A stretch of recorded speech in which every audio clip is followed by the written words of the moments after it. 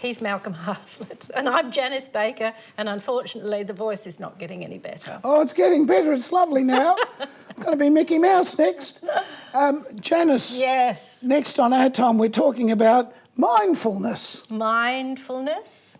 Can you explain what that is? Mindfulness? Well, Perhaps. we will in a minute.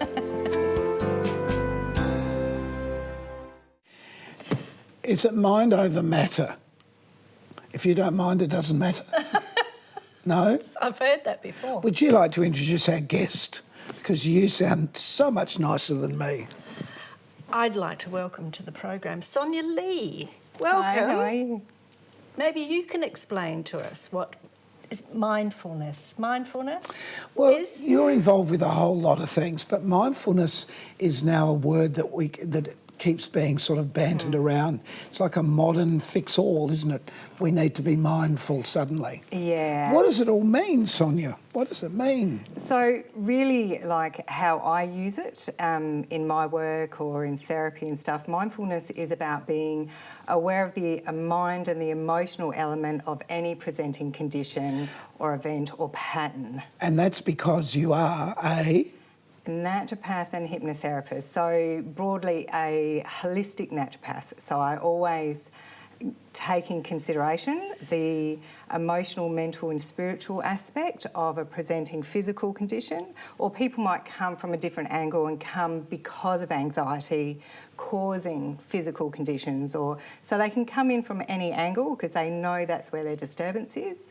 But what I really like being able to do is use the hypnotherapy and those aspects to focus on the mindfulness, or those things that are basically causing a contrast for the goal that they're wanting. So it could be as simple as, let's say, wanting to lose weight, whether there's a weight loss issue or not, but there being all of this pent-up emotion, anxiety, fear or hatred of exercise.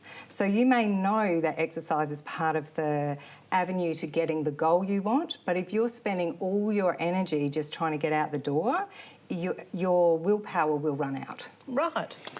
So that's or the where plate of the food. hypnotherapy comes in to help somebody then actually to get motivated. Absolutely. So if they don't understand the best exercise for them, then absolutely you're looking at it more naturopathically and structurally. But if it's clear that there's an emotional and mental issue really anchoring them in that state, then the hypnotherapy and mindfulness aspect of the therapy becomes really important. So this is when people say, you know, like I've got a weight on my shoulders, for an example, Absolutely. or my heart is aching, or... Absolutely. But can we just go a step back, because people that do what you do, that practice what you do until you get it right, and the practice, sorry. You practice forever. The voice is gone, but the brain is still working. No, but this came out of an issue you had. Yeah, absolutely. So when I started practicing, which was well over 20 years ago, in my final year, I was about 26, and I was diagnosed with cervical cancer. So, well, actually a stage before it. So they said it was at that point You're stage heading in that 4. direction. And said, come back in 3 months when it actually is full-blown cancer, and then we'll do some invasive therapies. So my response to that is, well, no, I'll see what I can do. And I was already studying in this area, so I did actually go to the principals of my college at that time and got treated by them.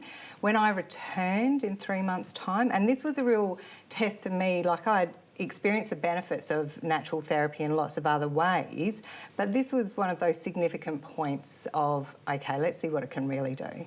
And so when I returned in 3 months, the physician I was seeing in the hospital said, oh, it seems to be healing. Go away and come back in 6 months. And when I went back in 6 months, it was gone. So, wow. Yeah, and there was no discussion about what path I'd taken, and I could see that there was no opening for that. There was no real interest in how I'd got there, but Really? The fact is I was there.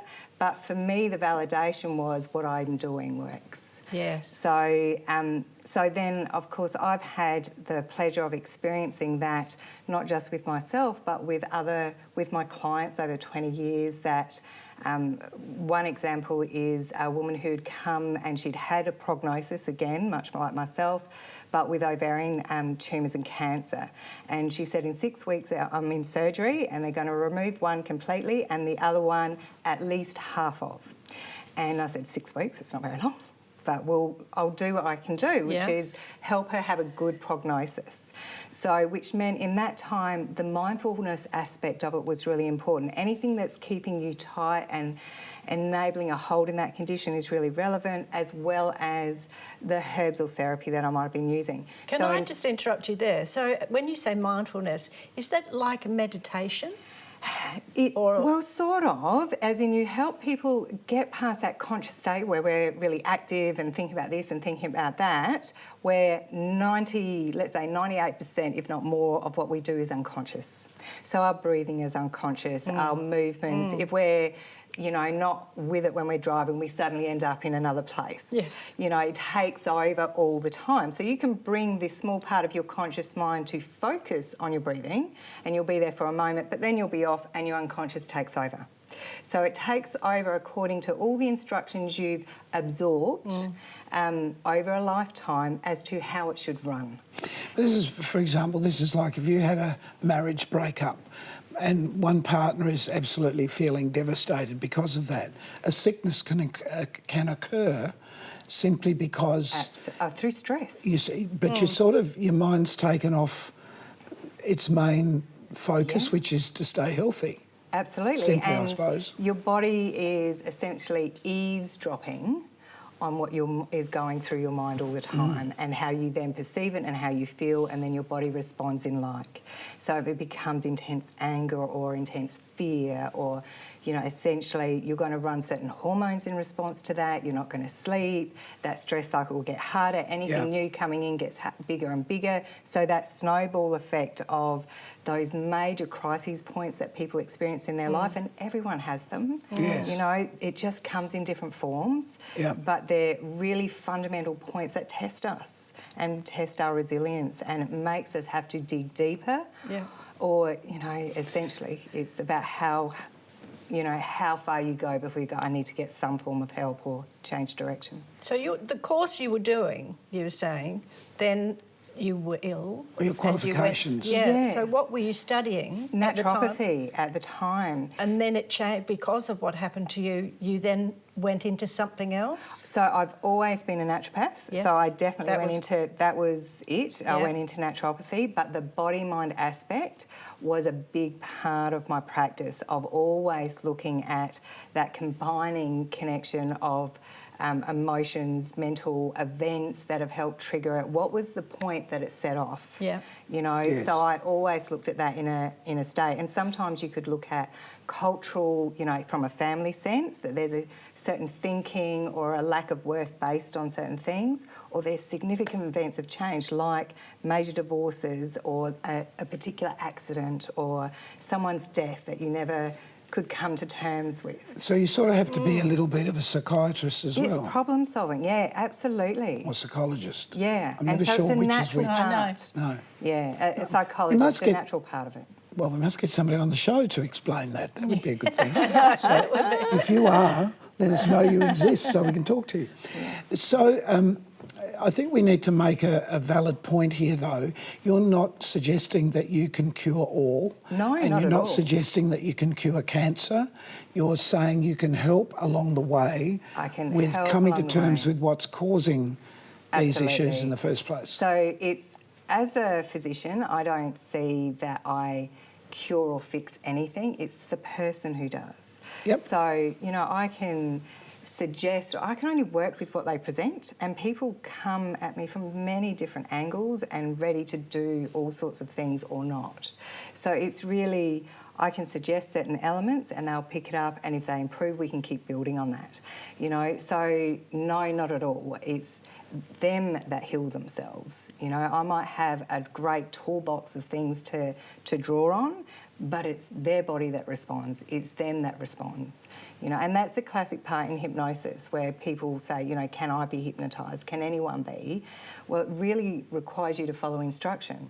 But with that, some people, if I say, okay, close your eyes, you know, and imagine you're really relaxed and the muscles around your eyes are so relaxed that you couldn't possibly open them, it's like some people will just go, oh, yep, and that feels really good and do it. Others will go, why do you want me to close your eyes? What do you? Yeah, and they'll have a natural resistance. And you go, so it's not... Because I'm going to pull faces at you. No, but I had hypnotherapy. Sorry to interrupt absolutely. you. Had hypnotherapy once for weight loss many years ago, actually. But I just wanted to laugh, and I'm sitting there, I'm thinking, well, I'll just follow through because I don't want to look stupid. And I'm thinking, he's saying, close your eyes and you won't be able to open. I think, I probably can, but I'm not going to do it. It's like, because I've paid all this money. Well, I want it to work. Well, hang on a tick. We've got to take a short break. And when we come back, let's talk a bit more about your hypnotherapy and what you do to help people in that area. We'll be back in a tick. Out.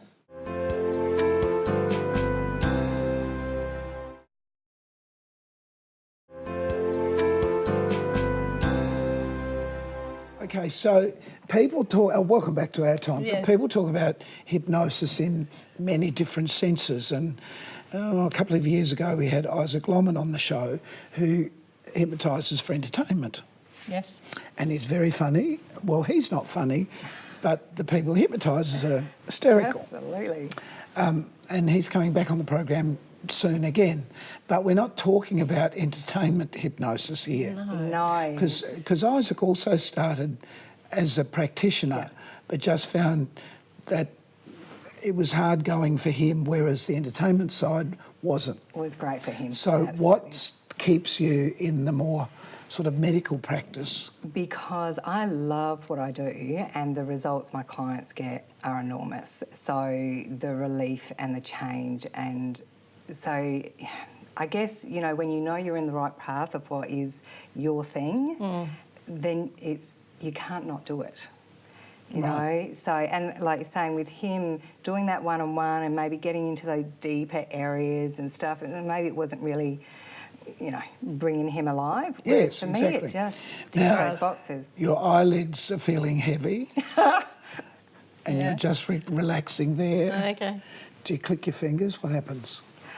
Okay. What do you go through? What do you go through? Yeah, now, so, if you look into the camera, could you hypnotise somebody at home?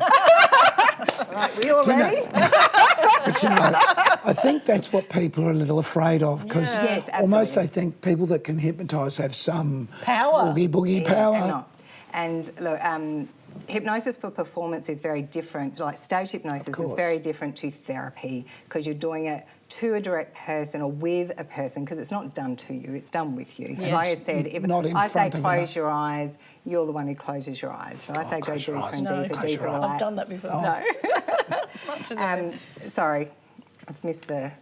Well, no, it's just when you go through this process, you're obviously alone with a person. Yeah. They're in a gentle, happy, relaxed position. Or do they what do they go through? That's right. What do they experience?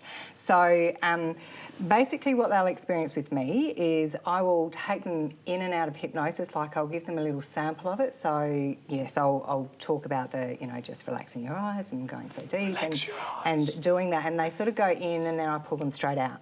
And that's hypnosis. So it's like a dream state. So a trance is something that we all do every day. It happens all the time. So whether you're driving along in a car... when you drift off. And you drift off, you're going into a trance and your unconscious is kind of taking over. So you're going past the waves of activity and slipping into that unconscious space.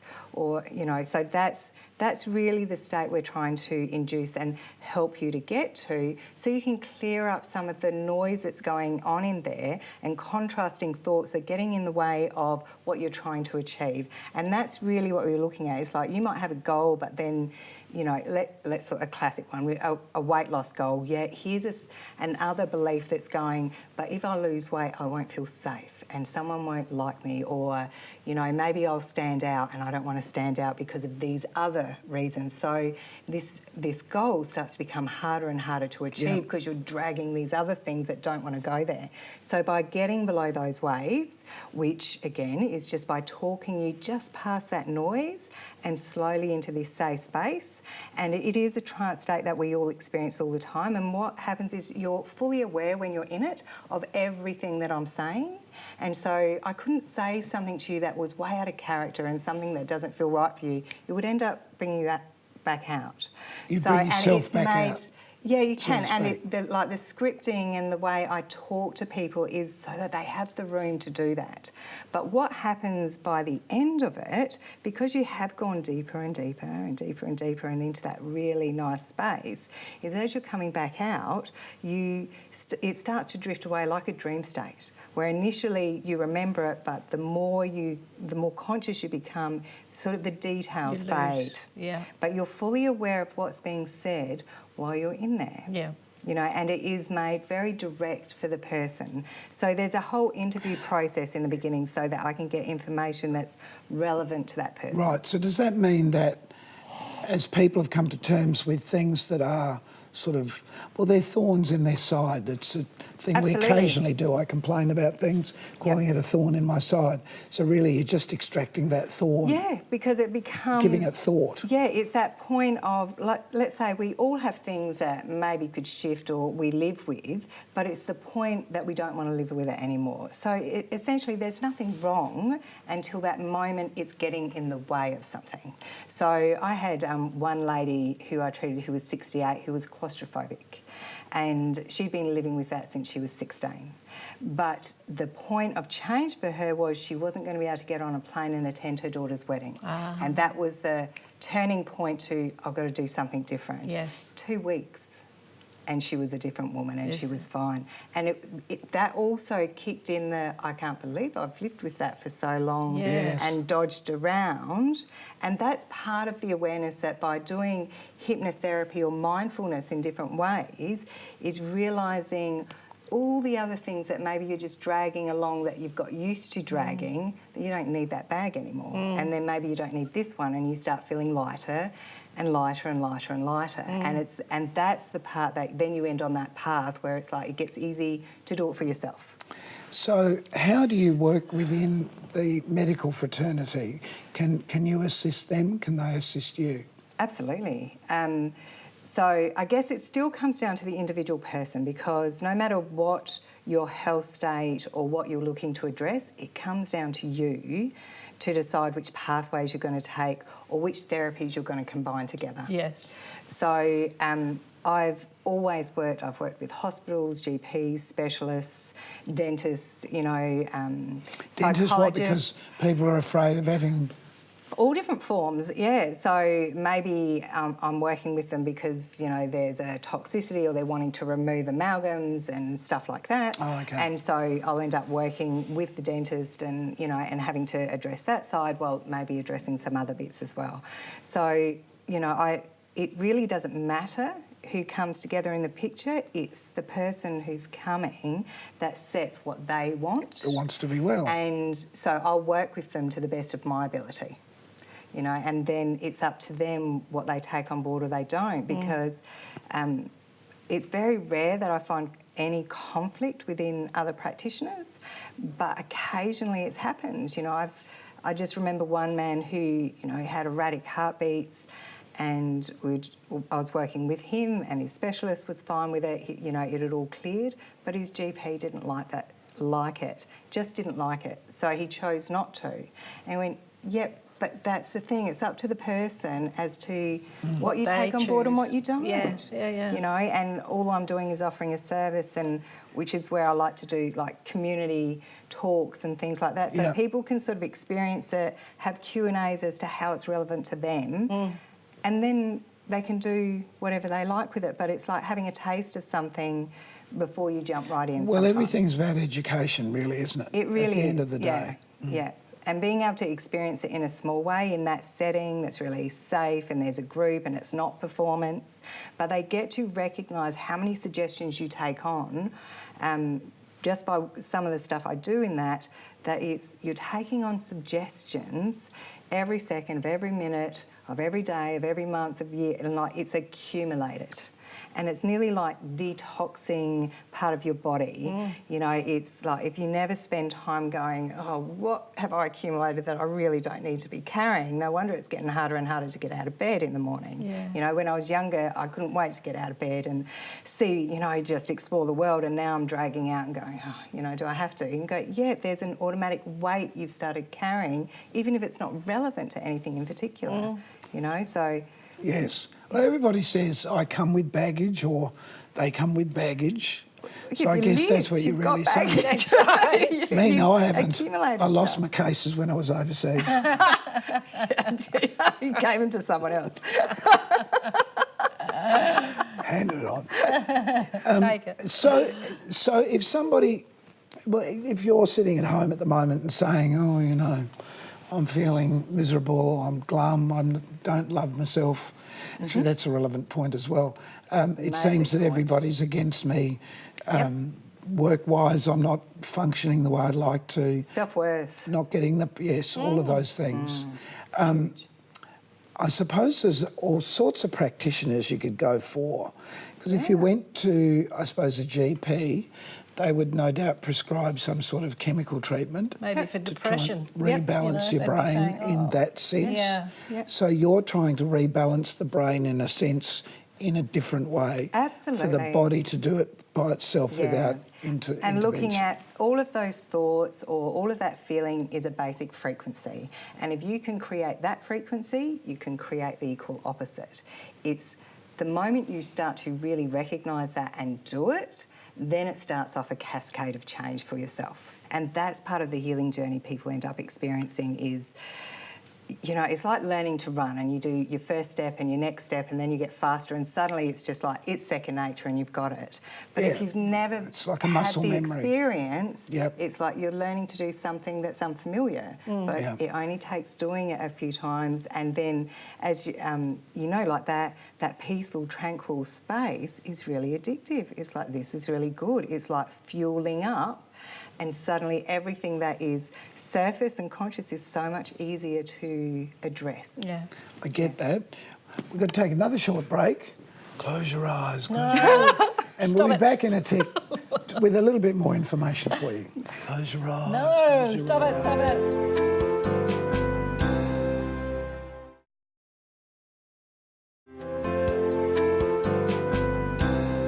So you've never tried it? Hypnotherapy, I mean. Oh, he's off. He's gone. What shall we get him to do? Oh, yes, what can we do? Oh, God.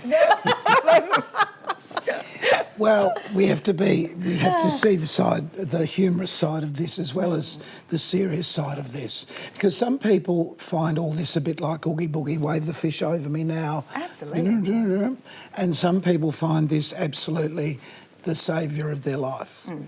That's true, isn't it? Absolutely. And I think ultimately it comes down to trying it. You know, it's unless you've tried it, then it has no relevance to you. No. And how it can impact you. And but then you've also got to have a reason to be doing it. You know, if you're going just to prove that it, you know, is That no it good, doesn't well, there's no work. real. No, it's no where's real the point. benefit in that? Yes. Sure. Because this is really about healing yourself at the end of the day, isn't it? Yeah, It's it just is. you're almost a conduit to help plug yourself into yourself. Absolutely, and that's the whole point. It's just using a really easy tool to help people get out of that noise and start to connect to what runs 98% or more of their show and start to be able to access that with greater ease so they have more control of it and can start to self-use that Well, through see, life. our floor manager, Phil, who's giving us a wind-up at the moment, he's been practising this self-care of himself just to sleep better and many other things. So we're just talking about that in the break. Yeah. Phil, it works for you. Yes, most definitely. Yes, most Thoroughly definitely. recommended. Yeah. There you go. That's from Phil. Thank you so much, Sonya. You're It's So been lovely to meet you. That was you. really interesting. And yeah. we have to go, Janice. We do. Quick, do the until next time. Keep yourself nice till then.